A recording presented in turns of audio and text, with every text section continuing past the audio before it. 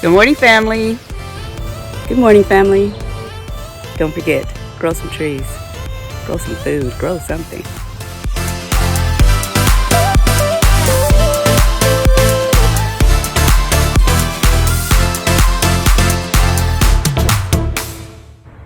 Let's get started.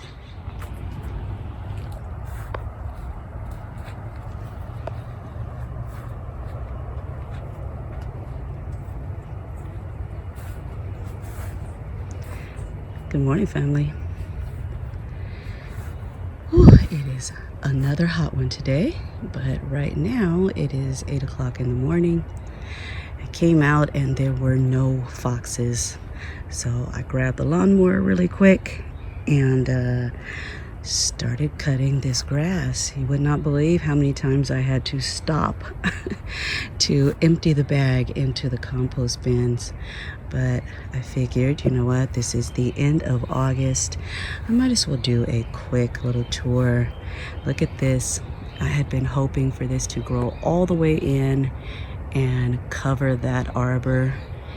And well, actually, you know what this is? This is actually a wedding arch.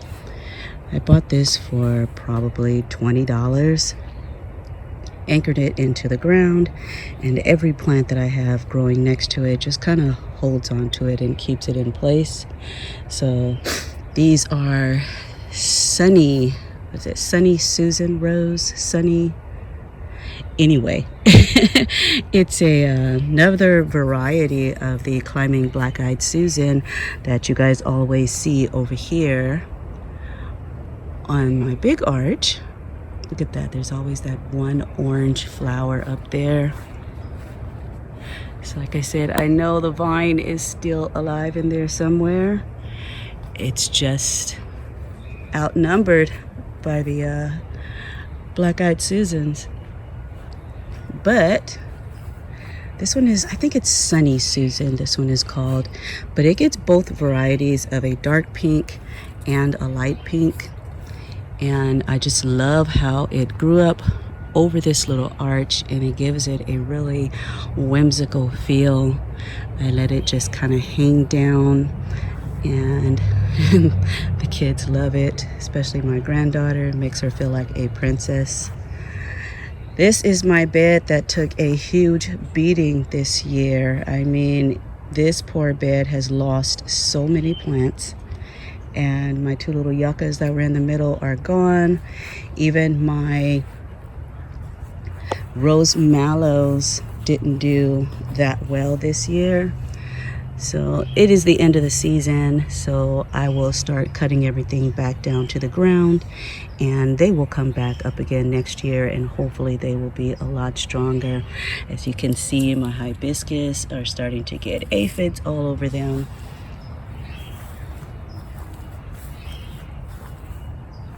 This dahlia did pretty good, especially since it is a few years old. It was in a pot, and I would just go ahead and let it die back.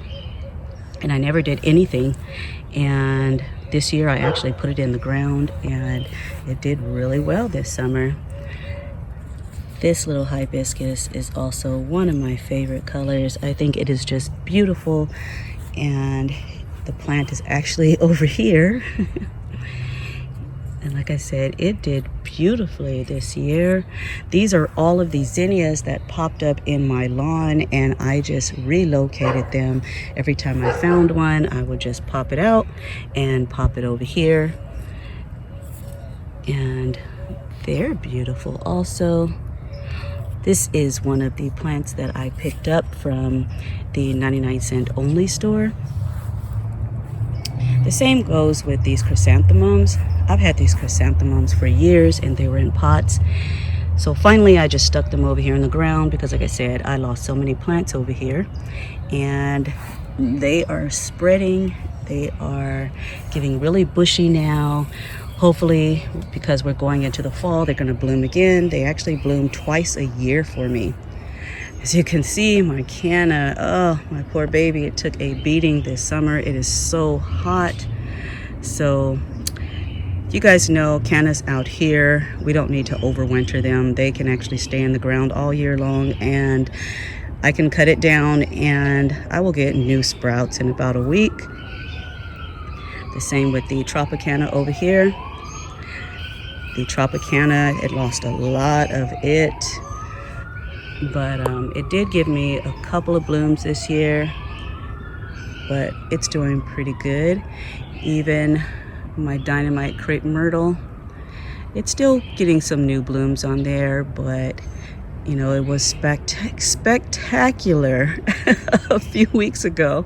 But like I said, I wasn't out here because I was dealing with foxes.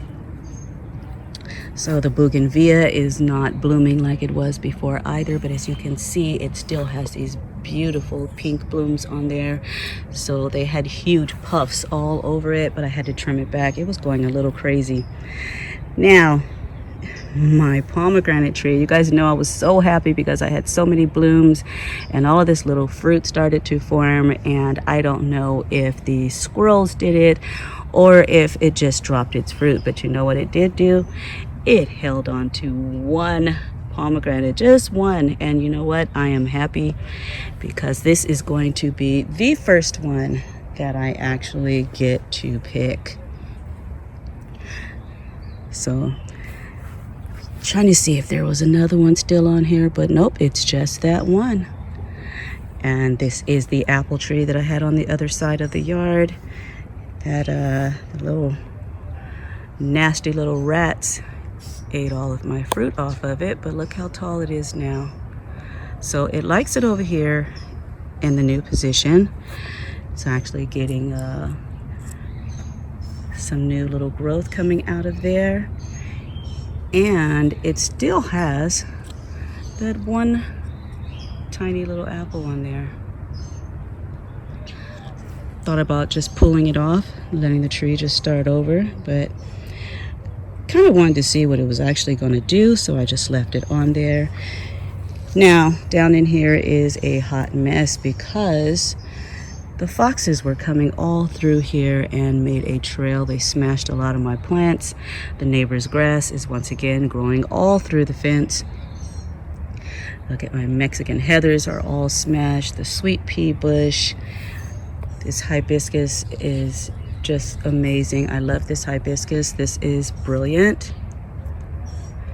And it's getting pretty tall. Behind it is the Cuban gold. I don't see any blooms on it right now. Oh, there is one way in there. So, like I said, it is fall. It is time, well, almost fall. But it is time for me to just come out and start cutting all of these things down. And hopefully that also will deter the foxes because they like having all of this cover. They love having all of this, you know, camouflage so that they can hide in there. The butterfly bush is looks like it's coming to an end also. Lantana never comes to an end here. This is one of our garden soldiers. It just does well all year round. I also have the purple sage. It is just completely mixed in there, but I do love that color combination. Look at this beauty. So this is my white crepe myrtle, and I love the blooms on it also. As you can see, it is still going to have tons more. See how beautiful that is? This one keeps bees on it all the time. There are always bees constantly just all around it. I can hear them just buzzing above my head right now. This is the Cape Plumbago that I dug up back over there, and I thought I had killed it, and yeah, I was wrong. It is actually surviving over here. As you can see, it is starting to get a little bushier. It's got a lot of new growth on it. It had its beautiful blue flowers in the last video, but right now it is just pushing out foliage, and I am really happy with this because, like I said, I really thought I might have killed it. Now it is so thick in here that I can barely see anything in there. There's lavender in there. There's the sea lavender status that I'm going to go ahead and pull out. And look at this, the diamond frost euphorbia. There is actually some gara down in there. But like I said, everything is so thick right now. I think this is also going to be the last year that I leave these geraniums in here, because like I said, I really don't like geraniums. I think they're beautiful to look at. I can't stand all of the deadheading. I can't stand the smell of it. And I think I'm just going to go ahead and pull those out. Over here, I do have the red tip photinia and lavender and more. All right, sorry about that, guys. My husband loves to come out and shout when I am recording. So anyway, I do have the lavender over here. There are 3 different lantanas in there, and once again I got to get back in there. But as you guys know, the fox was kind of snuggled right down in there. It's got a little indentation where it's been hanging out. But yeah, I don't like all of this messiness and the spider webs and the constant deadheading, and then I have that smell. So I'm going to go ahead and take that out. This is the Golden Delicious apple tree, and it's got a little bit more growth on it. So I'm going to see what it does this fall and see if I actually get any type of blossoms or fruit. It's still young, so hopefully maybe I will get some blossoms this year. Let's see if I can get through here. I have been chopping away on my evening primrose because, like I said, it's a monster. It just completely took over. So I kind of chopped it down at the base to get rid of all of the branches that were going across the lawn here. It is still pushing out blooms nightly, and it's got a huge crown, and each branch is also forming a crown. So it's looking a little tattered here. It's got lots of scorching from the heat. So pretty soon I'm going to be just cutting it down to the ground also. I am so happy that my little diamond, my black diamond crepe myrtle, like I said, it's set out runners. So when the gopher came through here and ate the original tree, I did get a new one, and look at that. It's got these beautiful, these are like a soft lavender color blooms on it. So I'm really happy with that. And this is actually, let's see, 1, 2, 3, 4, 5. This is 5 plants right here. It is time to chop. So these were the beautiful African daisies, and yeah, they're kind of laying down right now. But I'm pretty sure the foxes came through here because I think they think this is a toy that I put out for them. And as you can see, it is knocked over and on the ground. They come through here and they just mess with that thing every night. These cosmos, I have actually cut these guys, and they just grow like crazy. But the flowers are so beautiful, and the bees love them. Let's see. Oh, did I disturb you? No. Look at that. It's got 2 bees on there. Like I said, the bees love these guys. I love this little, the foliage. It just seems so whimsical, so light, so airy.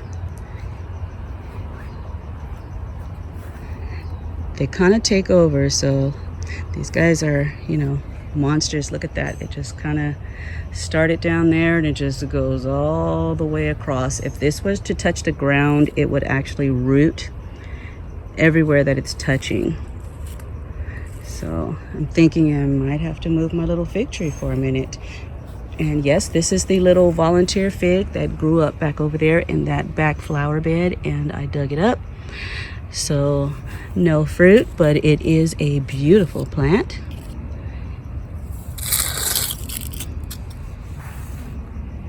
So I'm gonna go ahead and enjoy it while I can, because if it turns into a giant fig tree, I'm probably going to give it away. Look at my sedum. This is how I know it is fall. It's getting here. Look at that. So I'm gonna have beautiful, beautiful pink little fluffs, and then those pink little fluffs will turn white, and then from white I will have these dried heads on here, and they are gorgeous. Once they start to actually open up, they will be covered with bees also, and every other flying insect you can think of. More zinnias over here. And look at this. Like I said, these guys are monsters. They're everywhere. But look at that. That is gorgeous. This is my favorite black diamond crepe myrtle. This color is just amazing. I love that deep wine color on there, and those purple blooms are gorgeous.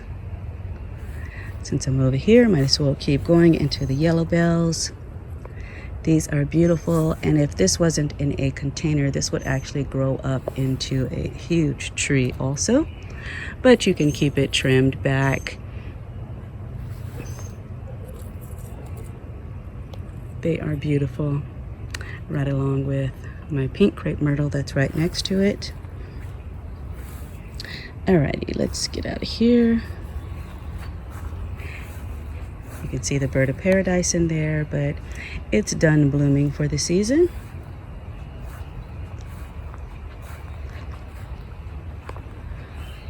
I have another dynamite crepe myrtle over here, and I couldn't figure out why I kept finding all of these broken branches and things everywhere from my crepe myrtles.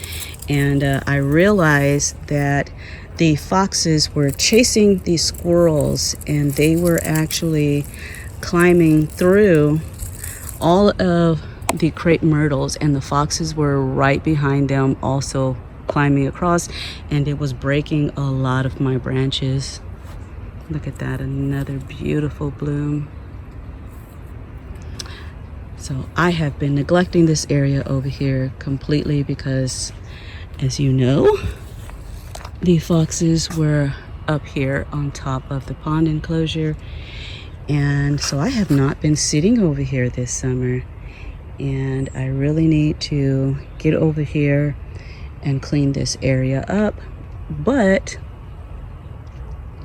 it's gonna have to wait until some of this heat subsides. And look at that, from them just coming all through here. They have just, all of this kalanchoe is just, yeah. So we'll see if I can bring that back.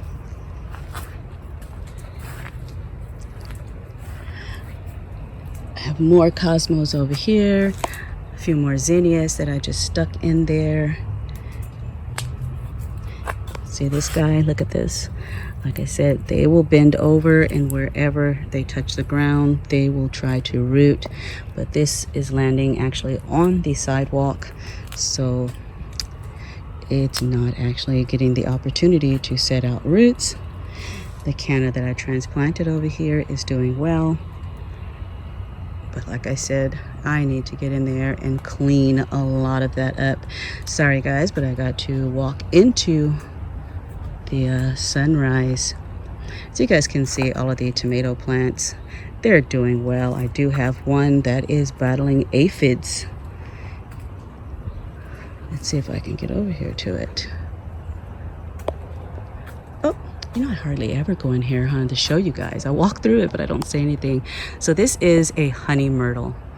Look at that.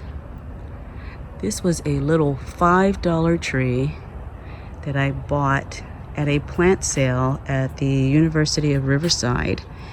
And they told me it was a fast-growing tree, but I didn't think it was going to grow that fast, but it did. Look at this. So I think this is 3.5 to 4 years old. And this is also another one that the foxes tried to climb. And you can see I have fox hair here. I have rosemary back there. A gardenia. Another crepe myrtle. Let's see, where are you guys? I can hear you up there fighting. I haven't showed you guys a squirrel show in a while. Oh, and here he comes. You don't know that I'm right here, do you? Ah. I can still see you.